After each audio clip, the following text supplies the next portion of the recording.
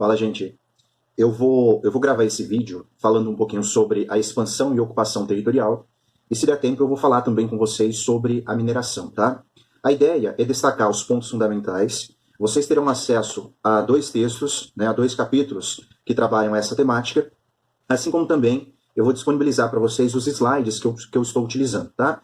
A ideia é mencionar os aspectos mais importantes desses 2 temas, para que a gente tenha superado, em boa medida, alguns apontamentos sobre a história brasileira, sobre o período colonial, tá?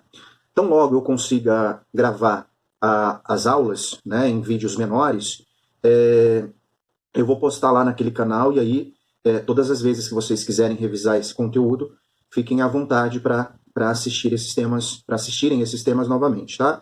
Eu vou usar esse formato porque acaba facilitando, acaba simplificando, eu não preciso pensar estrategicamente como dividir o conteúdo para facilitar, tá bom? Então aqui eu faço num batidão mesmo, sem muitas preocupações de dividir por tema ou por blocos de vídeos, que isso acaba dando um certo trabalho, tá bom?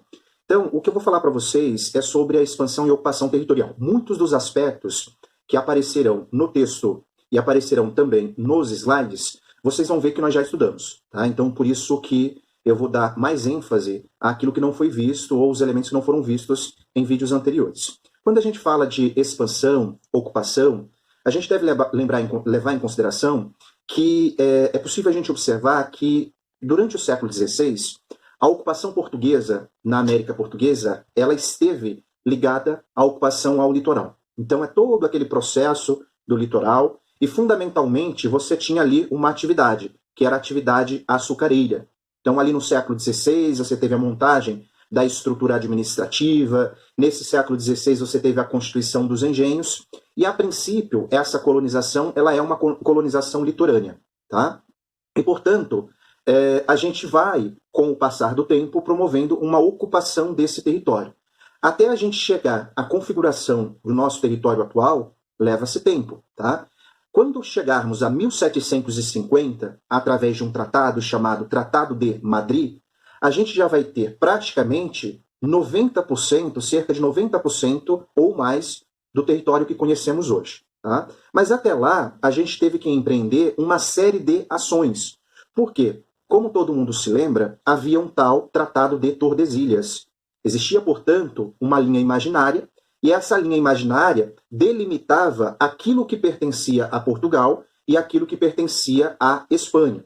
Então, a princípio, os portugueses eles colonizaram o litoral, e esse litoral, com um clima favorável, com solo de massapê, com um solo fértil, possibilitou o cultivo da cana-de-açúcar, tá? Então, quando a gente fala de a construção do espaço territorial brasileiro, século XVI, litoral. Século XVII e século XVIII, a gente vai ver um processo de expansão, de ocupação do sertão. Quem assistiu aos vídeos anteriores deve se lembrar que o sertão, dentro dessa conjuntura, para a gente, é o interior, tá? E aí, entre o século XVII e século XVIII, vão haver uma série de ações, e essas ações elas foram responsáveis pela ocupação desse sertão, pela ocupação desse interior, tá bom? E, na prática, portanto, à medida que você ocupava esse interior, ocupava esse sertão, você, na prática, acabava por anular o Tratado de Tordesilhas, beleza? E aí, para simplificar, tem um apontamento aqui, que seriam os fatores, né? Quais fatores contribuíram com a expansão territorial? Isso é uma pergunta importante, né? Se a gente tinha só uma ocupação no litoral, quais teriam sido os fatores que contribuíram com o alargamento de nosso território? Eu já falei isso em alguns vídeos, sobretudo nos vídeos que eu mencionei as questões econômicas, né, os elementos econômicos complementares. Assim como também quando eu mencionei a chamada União Ibérica. Tá? Então, na prática, quais teriam sido os fatores? A União Ibérica é o grande fator, porque se de 1580 a 1640 Portugal e Espanha passaram a ser administrados por um só rei, pelo mesmo rei, não haveria necessidade de uma divisão, né? Visto que Portugal e Espanha passaram a ser uma coisa só. Portanto, os domínios luso e espanhol eram o mesmo, pertenciam a um só rei. Tá? Então, essa União Ibérica ela contribuiu com esse processo de ocupação do interior, com esse processo de ocupação do sertão. Tá bom? Outro ponto é o chamado avanço do movimento dos bandeirantes. Daqui a pouquinho nós vamos falar sobre as ações desses bandeirantes. Mas os bandeirantes, na prática, também apelidados como paulistas, eles vão empreender uma série de ações, e essas várias ações adotadas por esses bandeirantes contribuíram com o alargamento do nosso território.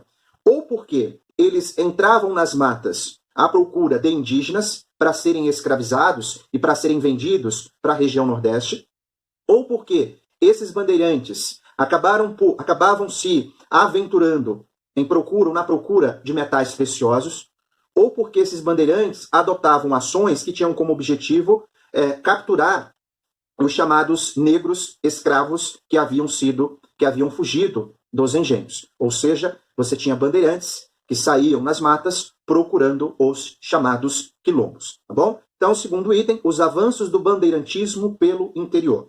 É pensar nas bandeiras que aprisionavam indígenas, nas bandeiras que buscavam a prospecção de metais preciosos, ou seja, procuravam metais preciosos, procuravam extrair esses metais preciosos, e você tinha a bandeira ou as bandeiras que pretendiam destruir os quilombos, também apelidadas de sertanismo de contrato. Isso vai reaparecer na prática. Se você souber esses três elementos de maneira bem simples, você já consegue dominar o que foi o movimento dos bandeirantes, tá bom? O trabalho missionário, isso também foi muito importante, ou seja, a Companhia das Índias, ou a Companhia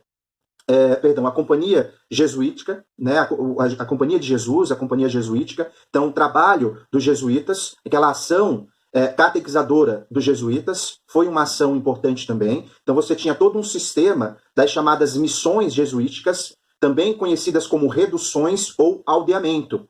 Então, eles se colocavam em aldeias, né, e praticavam o processo de catequização e, consequentemente, passavam a estar dentro do território ou cada vez mais no interior desse território, tá bom? Outra questão é a coleta das drogas do sertão. Eu fiz um vídeo específico falando sobre as atividades complementares e eu destaquei essas drogas do sertão, né, ou seja, a atividade de extração vegetal, da extração na região da Amazônia, que era feita, inclusive, dentro desse processo de aldeamento.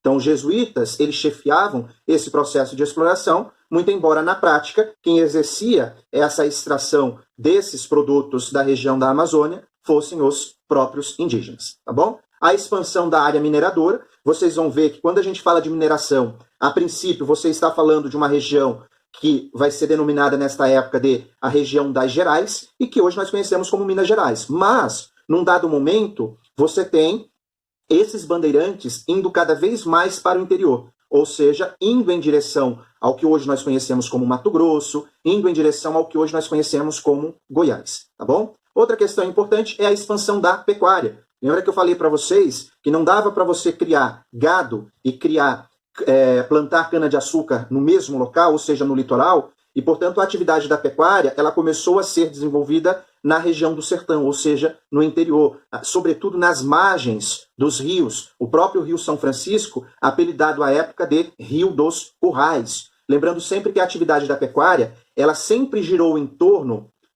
de atividades econômicas essenciais. Por exemplo, ela contribuiu fortemente com a própria atividade açucareira, mas, ao mesmo tempo, ela vai contribuir, posteriormente, com a atividade da mineração. Então, sempre que vocês pensarem na pecuária no período colonial, pensem a pecuária como uma atividade de desenvolvimento econômico interno, é uma economia voltada para o abastecimento interno, mas é uma economia ligada tanto à atividade açucareira, como, posteriormente, à atividade da mineração, tá bom? Então, esses são os aspectos centrais quando vocês forem perguntados quais teriam sido os fatores que levaram ao processo de alargamento de nosso território, são esses os fatores que eu acabei de mencionar, tá? E aí, falando um pouquinho sobre esse processo de expansão territorial. Primeiro, a conquista do litoral norte e a conquista da região da Amazônia. Quando a gente pensa nessa conquista do litoral norte, vale a gente levar em consideração a União Ibérica. Não sei se vocês se recordam, mas com a União Ibérica a gente teve vários ataques estrangeiros. Dentre esses ataques, a gente vai ter, por exemplo, a invasão francesa à região norte, a região nordeste, a região ali do Maranhão, fundando, inclusive, a cidade de São Luís. E por que os franceses tentaram constituir naquela região que a gente chama de França equinocial, ou o que eles chamavam de França equinocial? Porque não dava nem para invadir a região do Rio de Janeiro, que era uma região mais militarizada, assim como também não dava para você fazer uma invasão ainda ali na região de Salvador ou mesmo na região do Pernambuco. Qual era a região menos guarnecida, né? Uma região desguarnecida, sem proteção? A região mais ao norte. Então você teve, por exemplo, as invasões francesas ali. Para que os luso-brasileiros conseguissem expulsar ou evitar essas invasões, houve a necessidade do povoamento daquela área. Então você foi fundando fortes e a partir desses fortes foram surgindo cidades, né? E aí você tem todo um processo de povoamento. Além disso, a gente pode citar como processo de ocupação dessas regiões as próprias ações dos jesuítas, dos carmelitas, dos franciscanos, ou seja, as ações dos religiosos através das missões, através das reduções, né? Assim como também a gente pode citar o que eu mencionei agora há pouco, que é a busca pelas chamadas drogas do sertão, tá? Então a ocupação do litoral norte e a região da Amazônia tem a ver efetivamente com esses aspectos que nós já falamos, eu já discuti com vocês em alguns outros vídeos, mas é algo bem simples e que também vocês encontrarão no próprio livro ou no próprio texto que eu irei disponibilizar posteriormente, tá? No capítulo 6, no PDF que vai estar denominado como Expansão e Ocupação Territorial, capítulo 6, no item 2, vocês vão encontrar um subtítulo que é Conquista do Litoral Norte do Pará e do Amazonas. Conquista do Litoral Norte, do Pará e do Amazonas. E aí, todos esses aspectos estarão aí entrelaçados, beleza? Na sequência, vocês têm um slide, portanto, mencionando esses aspectos. Na sequência, vocês vão se deparar com o mapa dessa região, com esse processo de ocupação. E aí, depois, nós temos um outro processo que contribuiu com o alargamento desse território, que é a expansão bandeirante, tá? É a atividade dos bandeirantes. Todas as vezes que a gente está falando desse período colonial, costumam aparecer alguns termos, tá? Entradas, bandeiras e monções. Esses elementos, vocês poderão entrar em contato ali na página, no PDF, no mesmo PDF, na página 64, no item 3, a expansão territorial além de Tordesilhas. Aí ele vai citar para a gente as entradas, as bandeiras, e eu acrescento as chamadas monções. Vamos entender o que são esses elementos. Vestibulares já perguntaram, por exemplo, já pediram para que o candidato diferenciasse o que são entradas e o que eram as chamadas bandeiras, tá? A gente coloca sempre isso como dentro de um mesmo bloco, tá? Mas na prática é fundamental que você faça essa divisão. Primeiro, as entradas, elas tinham como característica serem expedições contratadas pela própria coroa portuguesa. Ou seja, eram expedições oficiais, tá? Então havia um comando da coroa, e esse comando da coroa tinha como principal objetivo fazer com que esses indivíduos entrassem no sertão em busca de riquezas, frequentemente metais preciosos, tá? Então, desde o processo de chegada dos portugueses aqui, né, sobretudo quando eles passam a atuar enquanto agentes colonizadores ou indivíduos que precisavam reconhecer esse território, ainda no que nós chamávamos de período pré-colonial, você já tem essas entradas, tá? Ou seja, essas expedições oficiais. Além disso, essas expedições elas tinham uma característica.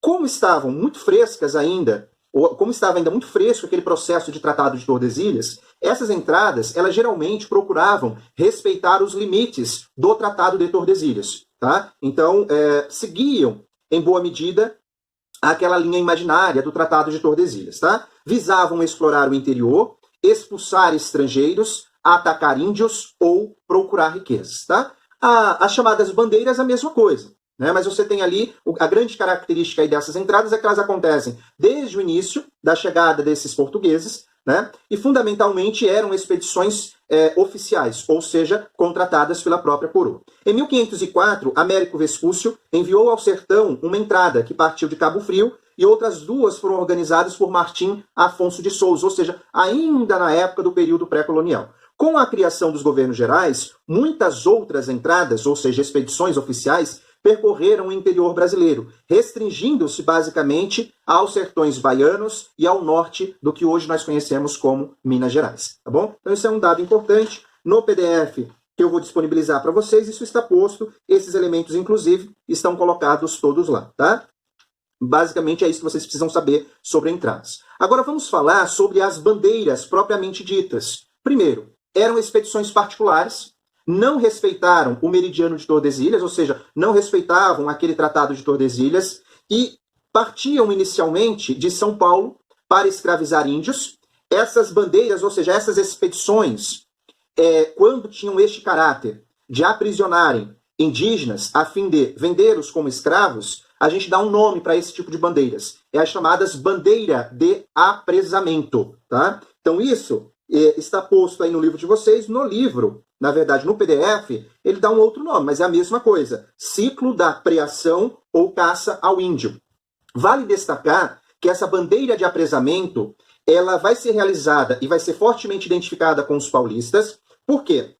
Os paulistas, eles começam a observar que, em boa medida, você vai tendo dificuldades econômicas na região de São Vicente. Então, São Vicente, que lá no passado havia sido uma capitania que havia prosperado junto à capitania de Pernambuco, com o passar do tempo, ela vai se esgotando, né? E ela vai entrando em crise.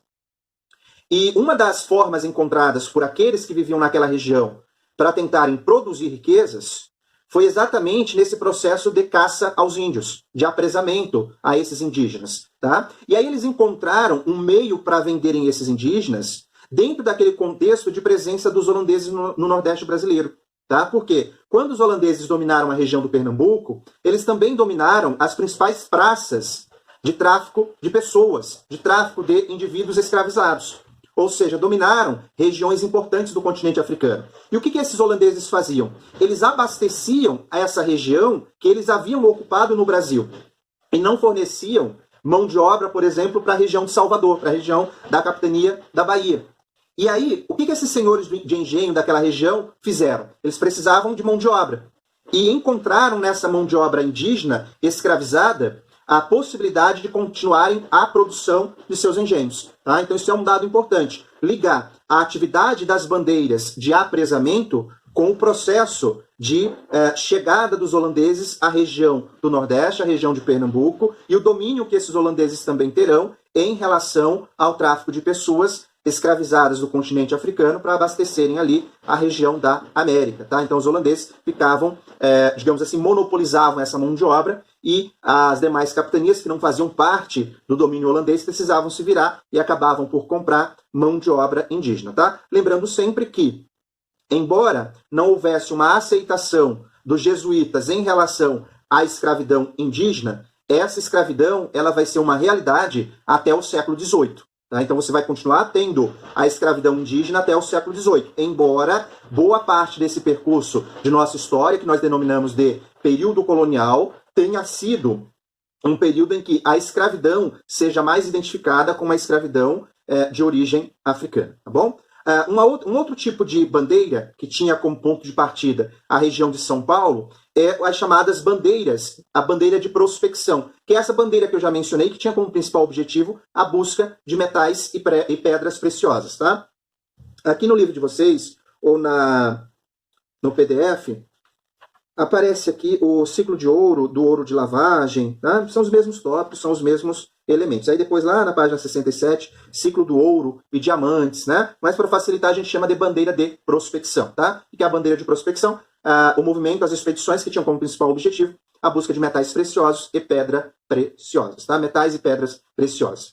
E a outra bandeira, que eu também já mencionei, que era aquela bandeira que tinha como principal objetivo destruir os quilombos ou mesmo os aldeamentos indígenas, tá? Essa bandeira, também conhecida como bandeira de caça, essa bandeira conhecida também como sertanismo de contrato. A bandeira mais famosa foi uma bandeira liderada por um bandeirante chamado Domingos Jorge Velho, tá? Esse cara, ele foi responsável por promover a destruição do famoso quilombo de Palmares, tá? Então a gente tem aqui como principal bandeira, como uma das principais bandeiras de sertanismo de contrato, a mais famosa foi essa, a responsável pela destruição do quilombo de Palmares, tá? Então isso é um dado importante, é uma bandeira que geralmente, né, na verdade uma atividade bandeirante que geralmente aparece com uma certa frequência nos vestibulares. No livro de vocês, no final do capítulo 6, se não me falha a memória, tem uma problematização acerca do imaginário sobre o bandeirante, tá? Uma discussão que inclusive já foi foco de vestibulares, se o bandeirante ele é herói ou se ele é vilão, tá? Se ele é herói porque ele empreendeu um movimento de interiorização do território brasileiro, né, promover um processo de busca de metais, de riquezas preciosas, ou se eles são vilões, né? Por que a vilania desse bandeirante? Pelo processo de captura de indígenas, escravização dos indígenas, pelo processo de destruição desses aldeamentos indígenas, de destruição dos quilombos, né? Ou seja, muito ligados a um pensamento que é um pensamento colonialista, um pensamento que estava vinculado à exploração do outro, tá bom? E essa ideia de bandeirante enquanto figura heróica é uma ideia cultivada, se não me falha a memória, a partir do século XIX, em São Paulo. Tá? Isso se fixa, isso é bastante característico, inclusive, do começo do século XX. Né? Essa ideia de você constituir uma história particular, uma história heróica para o povo de São Paulo. Então você coloca lá os chamados bandeirantes enquanto heróis. Então você tem uma série de monumentos em São Paulo com o nome desses indivíduos, com o nome desses bandeirantes, o nome de avenidas, de estradas, de rodovias, tá? Então isso é um dado importante e que os vestibulares adoram, sobretudo numa conjuntura em que existem contestações aos símbolos, a imagens de indivíduos que estão ou estiveram vinculados à ideia de escravidão, à destruição ou de domínio sobre o outro, tá? Então esse é um registro que eu gostaria de fazer com vocês. Um outro elemento que eu gostaria de citar são as chamadas monções, tá? O que são as monções? Também são expedições, só que são expedições comerciais e fluviais. Tá? Na prática, eram expedições que tinham como principal objetivo abastecer as áreas mineradoras e utilizavam os rios. Tá? Então eram embarcações, e essas embarcações elas acabavam tendo um destino. Qual era o destino? Né? Abastecer a região mineradora. Porque com a atividade da mineração, você vai assistir o surgimento de uma série de cidades e uma necessidade de você abastecer essas regiões. Tá? E esse abastecimento vai se dar através dessas expedições que a gente denomina de monções. Tá bom? Isso também é um dado importante. A expansão para o sul, a gente tem aí em relação à expansão para o sul, em boa medida, a própria metrópole incentivando essa expansão, essa ocupação, né, porque tinha toda uma rivalidade com a Espanha em vários momentos, em torno dessas fronteiras da região mais ao sul. Então você vai incentivar essa ocupação por intermédio da própria Companhia